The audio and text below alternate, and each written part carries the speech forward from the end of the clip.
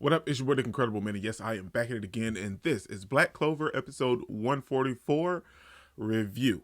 Now, this episode gave us a good little bit of information, and I'm not complaining, but I feel like Black Clover is getting like real. I don't think I do it good, no, I think I do it great. They would do it if they could, they can't do it so they hate. Everybody wanna look, but nobody wanna play. Stealing eyes. So this episode is a continuation of the last couple of episodes where we're dealing with the Devil Banishers in this little mini arc that we have transpiring. Now, like I said last week, I'm actually really enjoying this mini arc because it's giving us a different look at the world of Black Clover that we really haven't really discovered so far as much as we've been into the series. Like, just granted, this isn't like in the manga, but this is like so good. It's such a great story that it's actually telling. So this episode, we finally get like a mini backstory into, I had to pull up their names, Dazu and Bo. We see that Dazu ended up meeting her husband, and he seemed like a genuinely nice guy, and his mother as well. They seemed like they were both very interested in her and kind of happy that he was engaged to her and she was becoming his wife and everything. So they actually seemed like they really loved her. But then we know that it kind of transferred into something else, and he started to verbally abuse her and physically abuse her. I'm assuming, but now we know that he verbally abused her. I don't know if he actually physically abused her, but she did have the scar on her arms that we've seen multiple times, and we've even seen it in this episode when she was at their graves. But in this backstory, we see that they were happy, and she's kneeling at the graves, and I'm actually seeing that she's kind of concerned, but we know the real backstory. We know that she let her mother-in-law and her husband die because he said something to her as the fire and all of the bombardment was coming from the Eye of the Midnight Sun, and she just left them in the crumbled building in the house or whatever burning, and she just left them. Now, in this episode, we also see that her and Bo possibly have a relationship. And I mean, I'm not knocking it. I mean, you do your own thing. That's you. But you were married to this guy. Granted, if he was abusive, domestic violence in any kind of sort, whether it's physical, verbal, or anything, is wrong. But killing someone is wrong at the same time as well. Like, there are so many other ways you could have handled the situation. And I know we're kind of veering off on something, but I'm saying this because this is like a real aspect dug into like the actual parts of Black Clover. We know that he was verbally abusing her, and she really couldn't take it anymore. His mother was verbally abusing her as well, and we assume that he physically abused her. And like the apothecary lady, which is Bo, actually helped her with the treatment, and she kind of confided in her. But this episode, we kind of see them kind of embraced into each other's grasp and kind of pouring out their heart to each other. Like, well, if I could do this if you wasn't by my side. If you weren't by my side, I wouldn't be able to do this at all. And I'm assuming referring to like trying to kill Mari and Nero and Asta as well, dealing with the whole devil stuff. Now, I feel like the dude that works with Dominato, his standpoint is valid. His nephew got killed in all of the chaos of the Eye of the Midnight Sun, and he doesn't really have anybody to blame. But he knows the ins and outs of actually what's really going on. He knows that the Spade Kingdom, is on the verge of killing everybody else and taking over the whole world, and he knows this. So you're in the loop. So why are you feeding into these people crazy ramblings of, oh, let's kill these people and justify all of this? They're heading towards a revolutionary. A revolution, not a revolutionary, a revolution of, like all of these people with all this pent up frustration and anger towards the Magic Knights for not helping them in their time of need, the devils themselves, and Asta and Nero and Mari and all of these other Magic Knights that was taken over by the elves. And you can't blame them for being taken over by someone else. But nonetheless, it happened, and all of their frustrations are just coming out full bear. And I'm assuming they just need somebody to actually blame, and they're choosing Asta, Nero, Mari, the Magic Knights, and they just want to take their frustrations out. Now, all of these other people, I feel like a little valid sensation of them. Okay, yeah, I can see why you're doing it. It's wrong, but I can see why you're doing it. But what's her name? Dazu. Hers is false. Her whole idea is completely false. And granted, they came up with this whole mindset. Her and Bo came up with this whole intricate plan, because I feel like they have a relationship, and she can't really act on it because she's still grieving her mother-in-law and her father. But I feel like their relationship was ongoing while she was still married to old dude.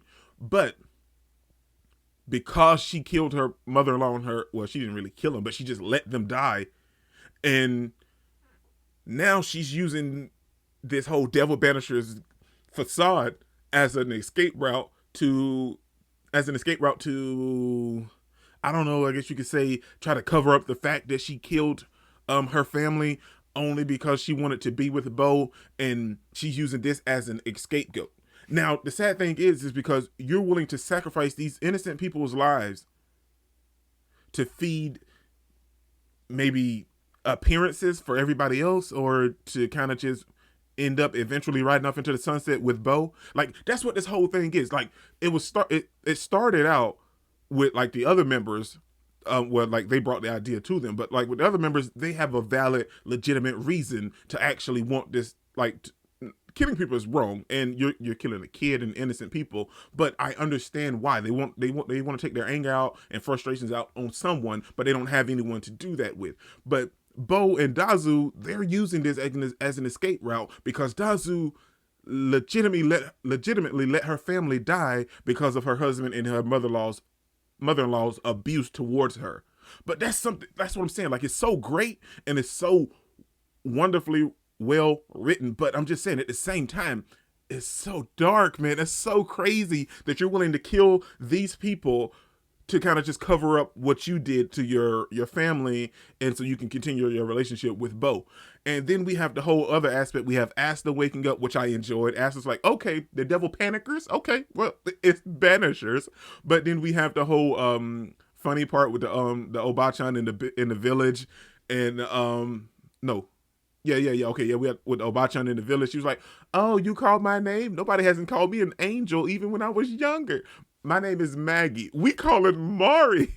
And then Gordon and Ghost freaking out this little girl. So it was still funny, but it just had those very serious moments in this episode. And we see Dazu kind of giving like the cold shoulder straight to Funeral and Yami, and we see the other villagers as Noelle asks them all these questions. They just keep, no, I haven't seen her. They just keep shrugging her off. Like, it's so crazy. Like, they keep trying to hide in this village at the same time, but people can tell like these people resent the Magic Knights with so much hate and envy, man. And granted, they don't know what like the real scope of what's actually going on. And yeah, I understand not telling them and pretty much the whole world because it's going to cause a panic that's unnecessary. But at the same time, I feel like these people, they need to know the real scope, because otherwise they won't really grasp the concept of what you guys are trying to do.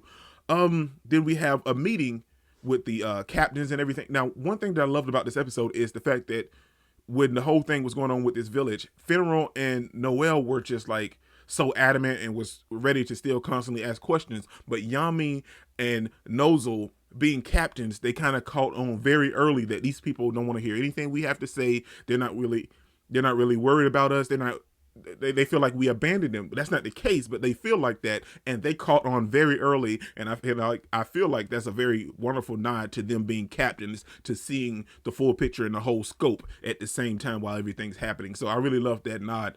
Then we have a full meeting with some of the captains. The Aqua Deer, the Purple Orca, and the Pink Peacocks aren't there. They're handling all of the other stuff that's going on in the outskirts of the village. I mean, the capital. But we have all the other captains there trying to deal with this whole full-scale mini attack that we're probably going to have to come up with these stupid devil banishers that's also part members of Dominato's little clique. And we get the information about these members. We learn their magic powers. And we see that all of the other captains are kind of on the same vote with Yami and Nozel, that like, well, hey, this needs to be taken care of. This needs to be handled. And Nozel mentioned that, well, hey, we need Nero to take down the Spade Kingdom. We actually really need her, so we can't just let her die. And then we hear Charlotte saying, well, hey, we can't leave the kid either because she's a vital member of our community. So I love how all of this is coming in and how all of the captains are on the same page. And like, hey, Jack is ready to just slice somebody up. And I love me some Jack, man. Overall, this episode was nice. We see the Devil Banishers. They're not just acting on a whim either. They have like an actual legit plan. They actually want to take and execute Asta along with Nero and Mari in a public setting to create a revolution, because all of these peoples with the frustrations of the devils, they are lingering in the shadows. But if this happens, this could cause a full-on scale revolution and war within the kingdom itself. So that's what the magic captains are trying to prevent. But dude, this feels like it's so great because like it's so realistic.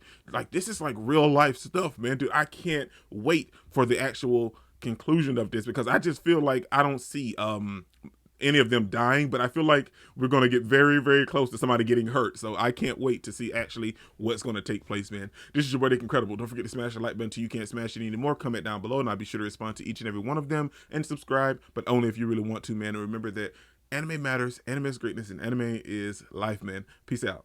It's okay, yeah. I cannot complain because today, yeah, I'm doing my thing. I stay my lane, yeah, and fight through the pain.